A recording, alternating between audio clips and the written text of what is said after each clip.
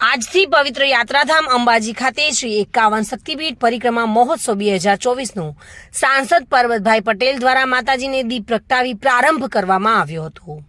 આદિશક્તિમાં અંબાના દર્શને આવનારા લાખો શ્રદ્ધાળુઓને એક જ સ્થળે અને એક સાથે 51 શક્તિપીઠના દર્શનનો લાભ મળશે।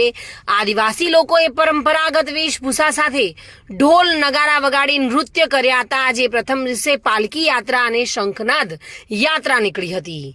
આજથી પવિત્ર યાત્રાધામ અંબાજી ખાતે શ્રી 51 શક્તિપીઠ પરિક્રમા મહોત્સવ 2024નો પ્રારંભ થયો છે। આ વર્ષ મહોત્સવમાં ગુજરાત તથા અન્ય રાજ્યોમાં મોટી સંખ્યામાં શ્રદ્ધાળુઓ ઉમટી પડશે।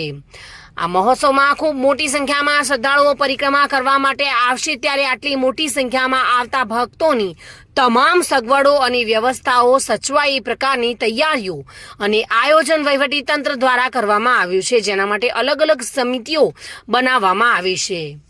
મહોત્સવના દરેક દિવસે વિશેષ કાર્યક્રમનું આયોજન કરવામાં આવ્યું છે, જેમ કે મહોત્સવના પ્રથમ દિવસે પાલખી યાત્રા અને શંખનાદ યાત્રાથી મહોત્સવની શરૂઆત થઈ હતી।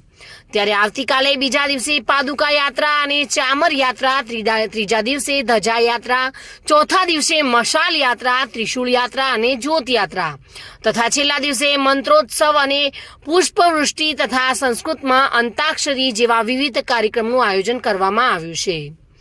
વધુમાં આ મહોત્સવ દરમિયાન દરરોજ ભજન, સત્સંગ, મહાઆરતી, વિવિધ સાંસ્કૃતિક કાર્યક્રમોનું આયોજન તથા અંતિમ દિવસે દાતાઓ, યજમાનો તથા બ્રાહ્મણોનું સન્માન કરવામાં આવશે।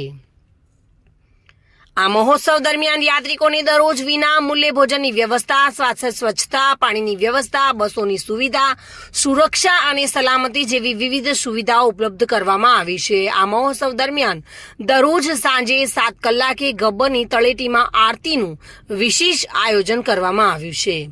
લાખો માઈ ભક્તો અંબાજી 51 શક્તિપીઠની પરિક્રમા સ્વરૂપે આસ્થામાં ડૂબકી લગાવીને પાવન બનશે।